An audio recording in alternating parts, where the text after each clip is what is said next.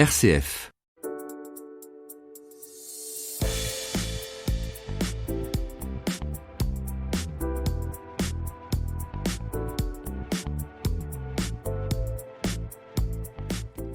Bonjour, bienvenue dans Futur Composé. Nous recevons aujourd'hui une start-up dirigée par une femme qui intervient dans le domaine de l'immobilier, un secteur qui est plutôt traditionnel et qui n'a pas forcément encore l'habitude de voir arriver des méthodes novatrices. Nous allons le voir avec Dominique de Saint-Laurent. Futur Composé, le magazine économie de la rédaction, Christian Apotelose, Dialogue RCF. Dominique de Saint-Laurent, bonjour. Vous avez fondé WeLoge, alors W-E-L-O-G-E. Bonjour Christian.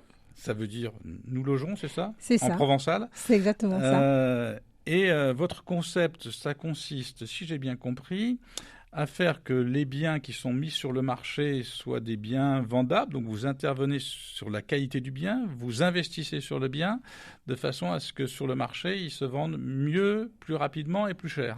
C'est ça. En fait, nous sommes des créateurs de coups de foudre immobiliers. Ah, des créateurs de coups de foudre immobiliers. Et oui, dans le sens où nous allons proposer à nos clients des prestations de homestaging pour pouvoir valoriser le bien. Des prestations de homestaging. Vous me le faites en provençal ? Oui, alors c'est de la valorisation immobilière, c'est de la mise en ambiance avec du prêt immobilier. Donc en fait, pour faire court, notre client nous appelle pour pouvoir vendre son bien. Il se trouve que soit le bien est vide ou soit le bien est meublé d'une façon un peu rustique. Et donc on va lui proposer de relooker son bien, le mettre aux dernières tendances pour pouvoir déclencher le coup de cœur. Voilà. Le coup de foudre. Alors, nous investissons, et nous, c'est une prestation que nous offrons. Nous, en tant qu'agent immobilier, on offre cette prestation. Et après, vous récupérez sur la vente. C'est ça, exactement. D'accord. Donc, c'est un investissement et après, de l'argent qui revient sur la qualité et la capacité que vous avez à vendre. Dominique de Saint-Laurent, vous n'êtes pas né dans l'immobilier, vous hein ? Non, je suis arrivée complètement par hasard. Alors déjà, je suis née en Guadeloupe. Oui. Je suis arrivée à Paris, j'avais 13 ans. Ah, toute jeune. Oui, toute jeune. J'ai fait des études de communication, ISCOM, à Paris. Vous rêviez de faire de la communication ? Oui, je voulais être chargée des relations publiques, relations presse. J'ai d'ailleurs fait mon stage. Qu'est-ce qui vous attirait là-dedans Eh bien, l'échange, les rencontres. Parce que je crois que c'était pas la télé, la radio, le papier, non ? C'était quoi ? C'était surtout les rencontres et puis aussi l'écriture, parce que j'aime bien écrire. D'accord. Donc, vous auriez pu être journaliste alors ? Alors, le journalisme, c'est pas ce qui m'intéressait. C'était vraiment les relations publiques, relations presse. D'accord. C'était cette mise en relation, en fait, finalement, ce qui m'intéressait. Et puis, la vie a fait que je me suis retrouvée à la tête d'un restaurant. Alors, la vie, c'est votre maman, c'est ça ? Oui, c'est ça, tout à fait. Qui tient un restaurant à Paris ? C'est ça, qui est restauratrice, qui a eu plusieurs affaires à Paris. Et puis, quand j'ai eu 22 ans, il y a une des affaires qui était en train de péricliter. Du coup, je l'ai récupérée. Et donc, je me suis un peu improvisée chef d'entreprise à l'âge de 22 ans. Donc, un restaurant qui s'appelait La Distillerie à Paris, Faubourg Saint-Antoine. Spécialisé cuisine antillaise et africaine. Ouais. Et aussi ambiance de nuit avec DJ, etc., bar à cocktail. Ah, d'accord. Donc, spécialiste de la fête. C'est ça, spécialiste de la fête. D'ailleurs, ça a bien tourné. Je me suis beaucoup amusée aussi avec une équipe formidable, avec des clients formidables. Et ça a duré 10 ans. Donc jusqu'en 2006. Et pourquoi ça s'arrête ? Ça s'arrête parce que je veux changer de vie. 10 ans dans la nuit, la restauration, c'est un côté un peu usant. Et puis je rencontre l'homme de ma vie en 2004. Et puis j'ai déjà ce projet de vendre et de faire ma vie ailleurs. Et ça accélère le processus. En 2006, ça y est, je navigue sur d'autres projets. Donc, et qu'est-ce qui fait que vous quittez Paris pour Marseille ? Parce qu'avec Samuel de Saint-Laurent que vous avez épousé, vous auriez pu vivre à Paris, non ? Et il se trouve que Samuel vivait à Marseille. D'accord. C'est pas une ville à laquelle j'avais pensé. Alors, mon projet était de quitter Paris, donc ça tombait très bien. Maintenant, Marseille, je ne connaissais pas cette ville. Je l'ai découverte avec Samuel. Enfin, je l'avais déjà visitée au préalable, mais j'y avais jamais vécu. Et c'est comme ça que j'arrive à Marseille. Et à Marseille, comment vous arrive petit à petit cette idée de travailler dans l'immobilier ? Alors, tout à fait par hasard. Déjà, à Marseille, je fais un bébé, donc ça m'occupe une bonne année. Oui. Et puis ensuite, au détour d'un mail, j'ai une amie qui propose d'intégrer un réseau. À l'époque, c'était le réseau Omnium d'investissement locatif. Et puis moi, je suis quelqu'un de curieux. Je me dis, de toute façon, j'apprendrai. Donc, pourquoi pas? J'avais vendu mon restaurant, j'étais disponible. Et donc, je me lance comme ça, en tant qu'agent commercial dans un nouveau job qui est l'investissement locatif. Mmh. Investissement locatif, ça veut dire que vous touchez des gens qui achètent pour louer, c'est ça? C'est ça. En fait, je proposais la commercialisation de biens neufs au vu de défiscalisation. D'accord. Mais alors très rapidement, je me rends compte que cet aspect de l'immobilier ne m'intéresse pas trop, parce que je crois que ce qui m'intéresse réellement, c'est de loger des gens. C'est pour ça qu'on revient sur WeLoge finalement. De loger des gens, de m'occuper vraiment de ce parcours de vie. Et c'est comme ça que je décide de faire de l'immobilier résidentiel. Donc, et je monte ma première structure qui s'appelle Adéquate Immobilier. Donc ça, c'était en 2008. Je démarre toute seule, je me lance. Je me fais aussi aider par mon mari qui est toujours à mes côtés sur tous mes projets. Et puis ensuite... nous décidons finalement de nous associer et de monter une agence ERA Immobilier en 2011. C'est un réseau, ça. C'est un réseau, oui, avec lequel j'ai énormément appris. J'ai appris la discipline, j'ai appris les process, et ça m'a vraiment beaucoup servi. Maintenant, à un moment donné, il y a eu des limites où je crois que dans ma petite tête, j'avais toujours ce rêve de monter ma propre marque. On va y venir, on fait une pause musicale avec Kassav, que vous n'avez pas choisi au hasard, je suppose, qui interprète Siwo, c'est ça? C'est ça, c'est Jocelyne Béroir, que j'aime beaucoup, qui est une Martiniquaise.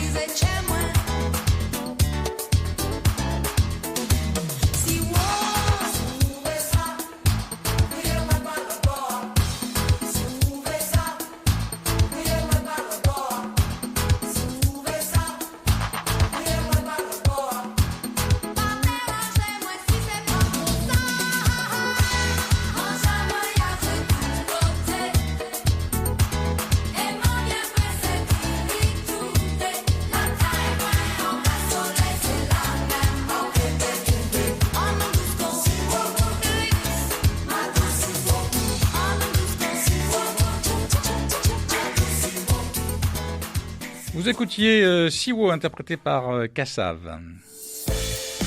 Futur Composé, le magazine économie de la rédaction, Christian Apotelose, Dialogue RCF. Et nous sommes avec Dominique de Saint-Laurent. Dominique de Saint-Laurent, on a vu votre parcours. On est parti de la Guadeloupe. On est revenu un petit peu dans les îles, là. On a vu votre arrivée à Paris à 13 ans, votre engagement dans la restauration, oui, dans la fête parisienne, oui, votre déménagement à Marseille, votre engagement dans l'immobilier. On se demande toujours pourquoi, mais ça a marché. Et puis votre envie, à travers ce métier, d'entreprendre et Peut-être de ne pas rester dans un réseau, mais de dire, voilà, je serai dans le réseau Dominique de Saint-Laurent, c'est ça ? C'est ça, mon idée de réinventer ce métier d'immobilier que j'aime beaucoup. Tous les jours, je me réveille et je me dis quelle chance j'ai de faire ce métier. Maintenant, j'avais envie de proposer une alternative et qui puisse réconcilier tous les antagonistes d'une vente, à savoir un vendeur qui veut vendre le plus cher possible, un acheteur qui veut acheter souvent le moins cher possible, et puis un agent immobilier au milieu qui veut être reconnu, et surtout qui veut être reconnu pour le métier et pour une vraie valeur ajoutée. Et c'est très bien ce que vous dites, un agent immobilier qui veut prendre sa marge, parce que souvent, c'est un peu l'image qu'on a de l'agent immobilier, qui prend sa marge, mais qui justifie pas forcément de ces honoraires. Et c'est pour ça que j'ai cette idée de monter Wheelers, c'est pour apporter un vrai service, un service plus, qui permette aux personnes de se réconcilier avec notre démarche. Et en investissant sur les biens, en ayant cette implication... Racontez-nous un petit peu comment vous investissez sur les biens. Déjà, dans la profession, elle se réjouit un petit peu parce que cette année, il y a plus de transactions qui se font avec un agent immobilier que l'année dernière. Oui. Donc apparemment, il y a un retour où on se dit peut-être que ça sécurise peut-être les transactions. Les agents immobiliers, maintenant, ils vont se mettre un caducée quasiment comme les notaires pour montrer qu'ils sont une profession réglementée, qu'ils ne peuvent pas faire n'importe quoi, oui, et que tout le monde n'est pas agent immobilier. Oui. Et vous voulez en apporter plus. C'est ça, je vais aller plus loin. En fait, nous, on investit, on a un service de homestaging intégré qui nous permet d'investir sur le bien de nos clients, maison, appartement, pour valoriser. Homestaging, vous l'avez déjà expliqué. Homestaging, c'est de la mise en ambiance. Oui. Donc, qu'est-ce que vous faites ? Vous déménagez les vieux fauteuils, les vieux divans. Exactement. En fait, on met un coup de neuf, on met un coup de génie, j'ai envie de dire. C'est la baguette magique qui arrive comme ça dans une maison. De quoi vous avez un stock de mobilier ? On a des prestataires avec qui on a des partenariats et qui ont donc un stock de mobilier qui vont pouvoir réaménager sur les maisons et les appartements, les jardins, les terrasses. La peinture aussi ou... Non, ça reste du homestaging, ça reste vraiment de l'aménagement. D'accord. Mais s'il y a du papier peint de grand-mère, vous laissez quand même ? Alors, ça dépend. Si vraiment ça pénalise énormément le bien, on va pouvoir mettre en relation avec nos clients, on va pouvoir les mettre en relation avec des artisans, peintres qui vont mettre un coup de... Ce que vous dites finalement, c'est qu'un bien en l'état... tel qu'il est quand les personnes ont vécu dedans, il ne correspond pas au marché.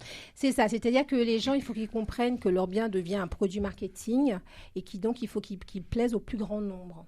Et c'est comme quand vous allez faire du shopping, vous aimez rentrer dans une vitrine qui est jolie, qui est alléchante, qui est tendance. Là, c'est la même chose. Donc, on va dépersonnaliser et puis on va agrémenter d'accessoires tendances qui vont pouvoir apporter un côté cosy, un côté où quand le client, le futur acquéreur visite le bien, il se sente chez lui, il se sente bien. D'accord, mais quelque chose qui est plus anonyme et qui doit convenir à un goût plus personnel. C'est paradoxal, ça, parce que moi, j'ai l'impression que quand on installe sa maison, il n'y a qu'une personne qui peut être installée dans une maison. Quand on rentre chez quelqu'un, on ne rentre pas chez le voisin. C'est sûr, mais justement, là, ça va être dépersonnalisé avec une petite touche de décoration qui va réchauffer les espaces. Donc là, on s'adresse au plus grand nombre. Donc ensuite, les gens, justement, comme c'est dépersonnalisé, ils vont pouvoir se projeter en se disant « je vais pouvoir rajouter ma touche personnelle ». On ne fait pas un espace trop encombré ? On fait un espace désencombré, on fait un espace neutre, on fait un espace propre, on fait un espace qui soit attrayant, qui déclenche vraiment ce que j'appelle le coup de foudre, parce qu'il faut savoir que c'est dans les 90 secondes que l'acquéreur se décide. Ah si, c'est dans les 90 secondes. Et c'est pour ça que dès les premiers temps, il faut qu'il ait cette émotion. D'accord. C'est important. Et ça, vous travaillez avec des prestataires qui savent faire ça, des décorateurs ? On travaille avec des prestataires, des décorateurs, qui sont, homestagistes, des personnes qui sont spécialistes. Et nos consultants indépendants ont aussi la formation pour déjà détecter les choses à faire. Donc, ils ont la double casquette. Donc là, vous avez développé cette activité depuis 2 ans ? Exactement. Donc, en juin 2017, j'ai ouvert la société. J'ai vraiment démarré le recrutement en janvier 2018. En petit comité, puisqu'on a été 3 pendant toute l'année 2018. Et puis, c'est depuis 2019 que j'ai vraiment démarré le recrutement un petit peu plus. Et là, qu'est-ce que vous vendez comme bien ? C'est quand même des biens qui ont un peu de valeur et qui méritent cet embellissement ?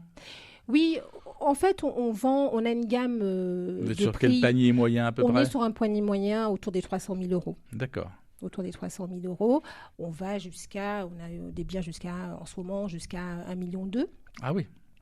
Maintenant, ce qui va nous intéresser surtout, c'est le projet du client. C'est plus son projet et aussi évidemment le bien, mais c'est de vraiment lui apporter... Le client, là, c'est le vendeur. Hein. Oui, le client, le vendeur, lui apporter un conseil dans son ensemble, avoir une pertinence, avoir une cohérence entre ses objectifs et la finalité de la vente du bien. Le vendeur, il veut vendre, c'est assez basique, non? Alors, ça peut plus être complexe que ça, parce qu'un vendeur qui nous sollicite, on va chercher à comprendre en fait son projet. Et ça veut dire qu'on va lui apporter le conseil qui va avec. Ça nous est déjà arrivé de ne pas prendre un bien en vente tout de suite, parce qu'au vu de la situation du client, il n'était pas opportun pour lui de vendre.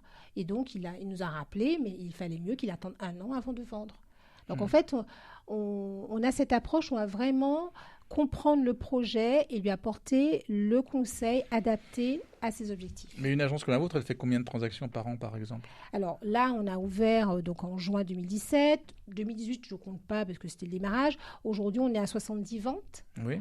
En sachant qu'au vu des intégrations, on a un potentiel à faire x3 cette année. Oui. Mais quand vous vendez, vous pensez que vous améliorez la vente de combien? Entre 10 et 15%. Oui. Oui, entre 10 et 15%, c'est pas on pense et on le vérifie tous les jours, puisque soit on est à l'origine du projet. Ce que disent les professionnels immobiliers, c'est qu'aujourd'hui, les marges de négociation elles sont très faibles. Que les gens, les prix affichés, c'est quasiment les prix de vente aujourd'hui. Alors nous, ça se vérifie, d'autant plus qu'en faisant appel à l'émotion, les personnes n'ont même pas envie de négocier, en fait, puisqu'elles ont vraiment, on dit souvent que le cœur a des raisons que la raison ignore. Et on a une vraie... on accélère les délais. En fait, la grosse différence, elle est là, c'est que aussi, avec notre approche, on réduit les délais de vente. D'accord. On fait une pause musicale avec Jill Scott, que vous avez choisi, qui interprète Cross My Mind. I was just thinking about you. Wondering if you wear the same cologne. Smell good on you. Had the next boyfriend of mine try that same kind, but it stunk on him though. You know what they say, everything ain't for everybody, but I tried anyway. You sure did smell good. Hey yeah, you just run across my mind. You just run across my mind. You just run across my mind. You just run across my mind. You had that masculine thing down. Shoulders and back straight. Never slumping. Never round. It would turn me on just to see you walk into a room, across the room, out of the room. You really impressed me. Hey yeah, you just run across my mind. You just run across my mind. You just run across my mind. You just run across my mind. I know if I pick up this phone, write this letter, send this two-way, I know I'ma say some things. I know you're gonna say some things that we both don't need to say. Like, how amazing. How amazing. C'était Jill Scott qui interpréterait Cross My Mind. Futur Composé, le magazine économie de la rédaction, Christian Apotelose, Dialogue RCF. Et nous sommes toujours avec Dominique de Saint-Laurent qui a créé la start-up WeLodge. Dominique de Saint-Laurent nous a expliqué son parcours, qui partait de la Guadeloupe, qui passait par la restauration pour arriver sur l'immobilier avec un concept nouveau qui consiste à ajouter de la valeur au bien qui est mis à la vente avec un ensemble de prestataires qui vont mettre le bien immobilier sur le marché 31. et lui donner de la valeur. On va mettre le bien sur son 31. Voilà. Qui sont les gens dans la région qui travaillent sur l'embellissement comme ça des appartements? Vous avez trouvé facilement des gens qui travaillent avec vous là-dessus? Oui. En fait, il y a des personnes avec qui je travaille, avec qui je travaillais même avant de monter WeLodge. C'est d'ailleurs comme ça que l'idée m'est venue, en fait. C'est que je me suis dit que finalement, j'avais cette approche naturellement et que j'avais envie de marketer cette approche et d'en faire... Ça rappelle un peu une émission de télévision aussi, non? Ah oui, c'est vrai. Ah, laquelle? Je me demande. On va pas lui faire de la pub, il y en a assez comme ça. Tout à fait. Oui, c'est vrai. Enfin, la grosse différence, c'est que là, c'est l'agent immobilier qui s'engage. C'est l'agent immobilier qui s'implique financièrement. D'accord. Et que vous vous retrouvez après sur ces ventes. Comment vous comptez, vous avez là envie de développer au plan national cette marque WeLodge? Comment vous allez procéder? Comment vous procédez, puisque je crois que c'est en cours? Oui.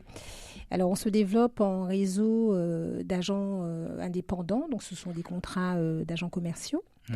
Avec un système de formation intégré, puisqu'on a créé notre pôle formation. Et puis, on se développe également en licence de marque. Nous avons signé notre première licence de marque à Lyon, là, il y a 2 mois. Et l'objectif est d'être dans 40 villes en 2020. Vous avez fait partie aussi de la délégation des professionnels de l'immobilier qui était à Dakar. Oui, c'est vrai. Qu'est-ce que vous allez faire à Dakar? Je rappelle, il y avait une délégation de je sais plus, plusieurs, oui. je sais pas combien, de nombreux professionnels immobiliers. On était nombreux, une centaine, il me semble. Une centaine de professionnels de Marseille qui sont allés pour développer effectivement l'immobilier avec des partenaires africains. Oui. Et une mission, je crois, qui a été tout à fait passionnante. Oui, tout à fait. Alors, c'est par l'intermédiaire de Laurent Veil, en fait, que j'ai été conviée à ce voyage.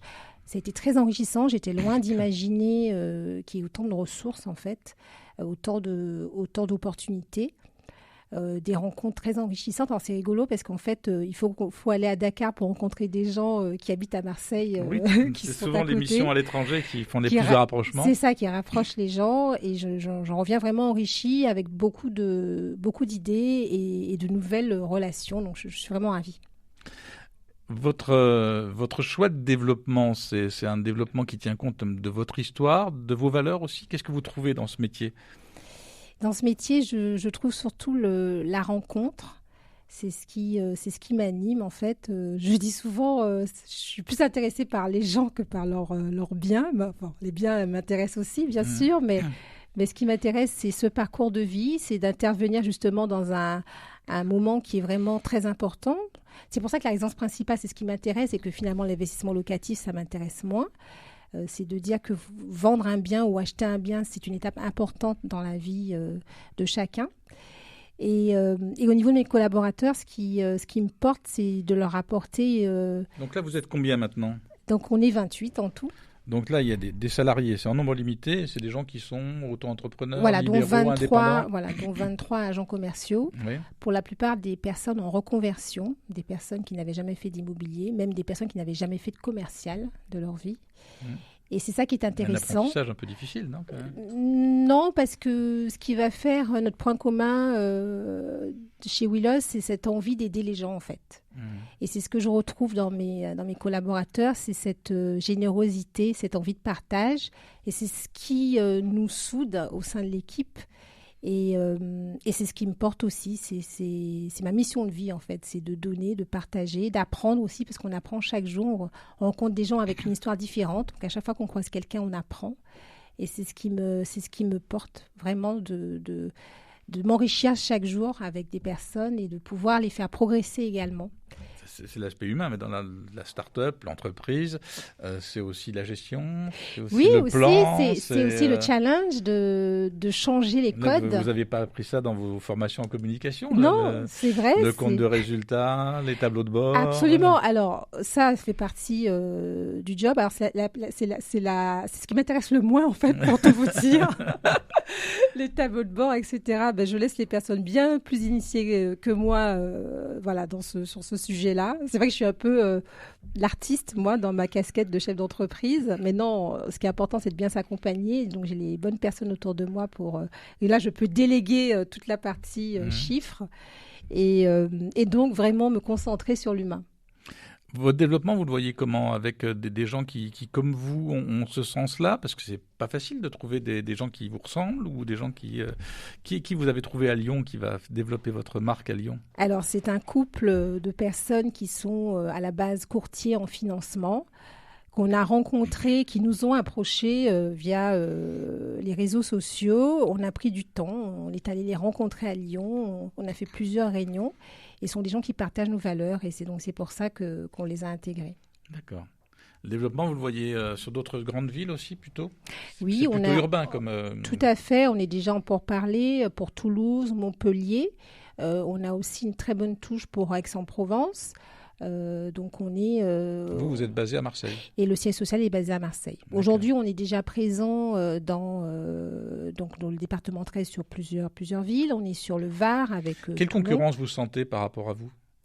Quelle concurrence? C'est une bonne question. C'est une question de consultant, désolé. Oui, tout à fait, je vois ça. Vous ne m'aviez pas dit qu'il y avait ce genre de questions. Quelle concurrence? Je pense qu'il peut y avoir un autre acteur qui s'inspire de notre façon de faire. Et les agences spécialisées, non, peut-être? Agences spécialisées. En fait, j'en vois pas vraiment de concurrence pour l'instant et surtout, je veux me focusser sur ce que je fais moi et pas ce que font les autres pour l'instant. Mais comment les gens viennent vous voir spécifiquement, vous, oui, plutôt que de voir l'agence d'immobilière d'à côté ou de voir une agence spécialisée? C'est le bouche à oreille en fait. C'est-à-dire qu'aujourd'hui, les clients, on les a parce qu'ils ont échangé avec un voisin, avec un ami, quelqu'un de la famille qui a dit écoute, ils sont extraordinaires. Moi, ça faisait 6 mois que je galérais pour vendre. En 15 jours, ça a été fait. Va les voir. Donc en fait, c'est comme ça qu'on a nos clients. D'accord. Très bien. Écoutez, on vous souhaite une bonne chance et bon développement dans votre entreprise. Merci. Dominique de Saint-Laurent d'avoir été avec nous. Je rappelle que vous avez créé la start-up WeLodge qui va devenir un réseau national et peut-être africain. Merci à Frédéric Banegas qui a assuré la technique de cette émission.